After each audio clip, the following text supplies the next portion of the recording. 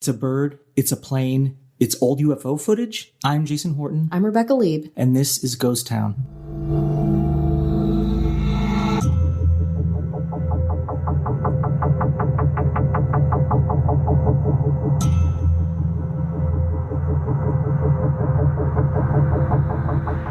There's a whole fleet of them. Look on the ASA. My gosh. They're all going against the wind. The wind's 120 knots from the west. The whole thing, dude.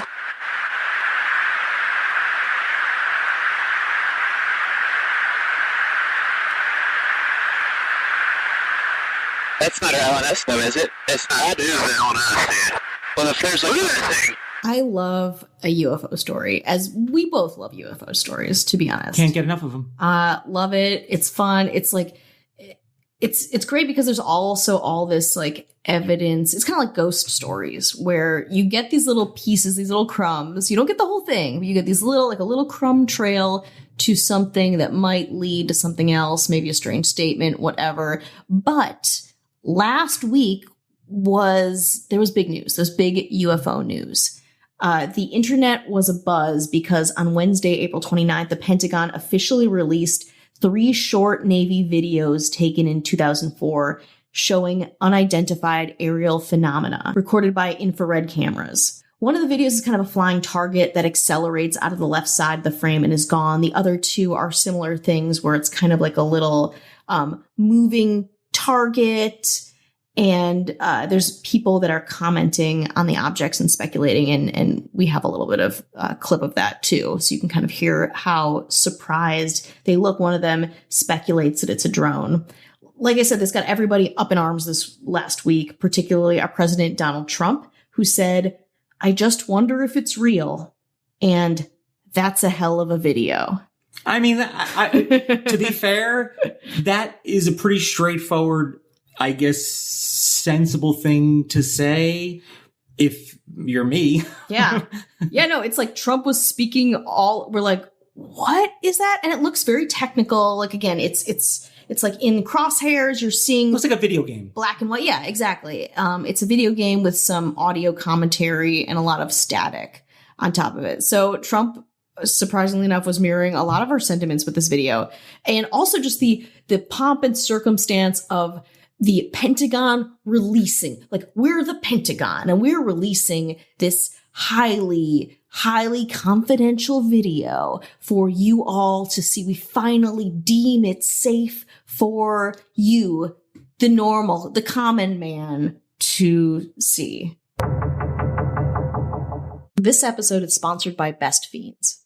Now, we have 2 episodes a week. That's a lot of research. We're always trying to collect things, have different places on our radar. We're always busy with Ghost Town, but we have a lot of free time too. And that's why Best Fiends is so great. It has challenging puzzles. It's a casual game that anyone can play, and I will. But Best Fiends keeps evolving, keeps changing. There's so many levels. I'm on level 208. It's really fun. It's a great way to kind of take a little break, engage yourself, have some fun, and go back to the work at hand. Best Fiends is my go-to when I need an editing break, and it is very needed for the amount of output we do.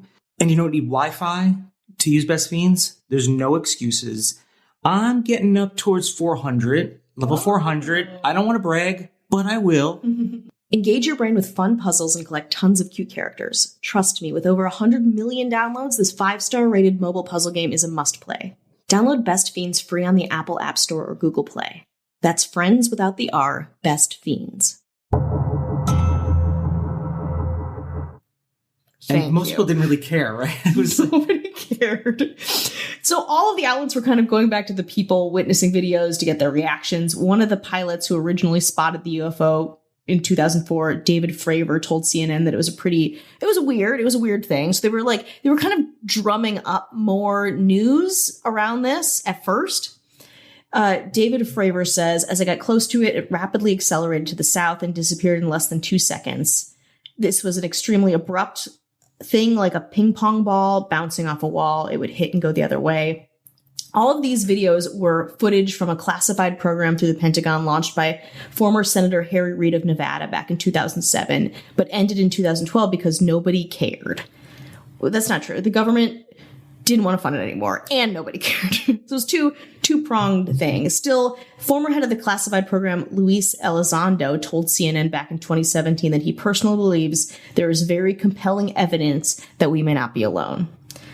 He says these aircrafts, we'll call them aircrafts, are displaying characteristics that are not currently within the U.S. inventory, nor in any foreign inventory that we're aware of. And then he tweeted, again, a lot of this communication that happened last week was this guy, Luis Elizondo, tweeting about it. He said, it only scratches the surface of research and materials available. The U.S. needs to take a serious scientific look at this and any potential national security implications. So Elizondo resigned from the Defense Department in 2017 to protest the secrecy and opposition to the program, which again ended in 2012. This is the hill that you want to die on and kill your whole government career? Great, whatever. He's still very outspoken on Twitter. You can find him. You can follow him. Everyone was, of course, like, what is this? What's happening? A lot of dialogue around aliens, cover-ups. But the videos were released and have been made public. So it was like all for nothing.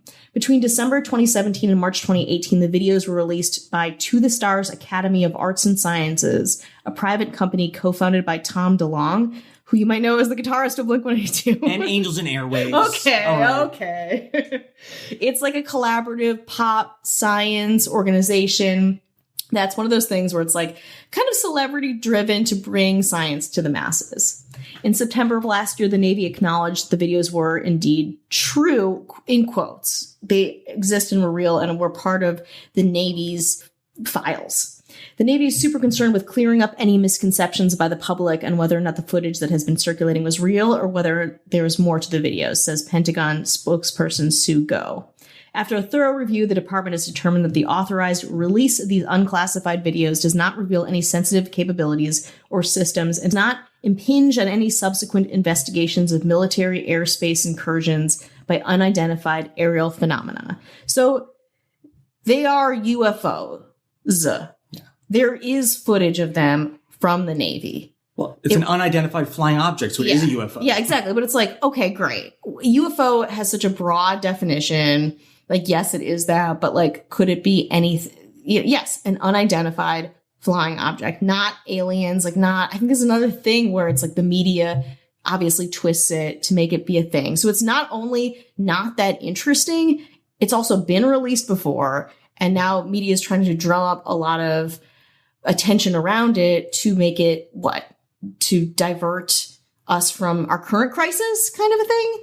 And it's like, it's not going to happen. And it didn't happen. Like, people for a second cared, and then they went back to what we've been living in right now. I'm sure there was people that were like, I told you that there was this specific thing, or all those years I've talked about Area 51. Like, Bob Lazar, is it Lazar? Bob Lazar? He's like one of the people that was the first people to kind of start discussing what was going on in Area 51. But it's like a documentary and stuff on him. But I don't know, his credibility is questionable, I suppose. But there's probably a lot of people going, I told you that there were UFOs. So I'm happy for them. Yeah.